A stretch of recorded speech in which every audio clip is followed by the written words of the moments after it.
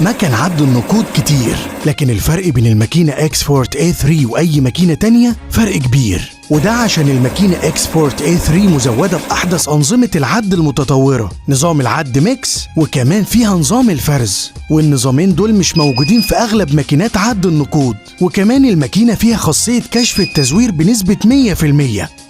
فانت لو شركة او مؤسسة تجارية هتقدر تنجز شغلك في اسرع وقت ممكن، لان الماكينة تقوم بعد العملات المصرية والاجنبية والعملات البلاستيكية الجديدة. واهم خاصية معانا هي العد المختلط عد ميكس، فلو معانا فلوس من فئة ال200 جنيه وفئة ال100 جنيه وفئة ال50 جنيه، الماكينة بتعد الفلوس دي كلها ميكس مع بعض وبتطلع الناتج الإجمالي 7000 جنيه. ومن خلال زرار الريبورت بتظهر لي كل التفاصيل، إن عدنا من فئة ال200 جنيه 20 ورقة بقيمة 4000 جنيه، وفئة ال100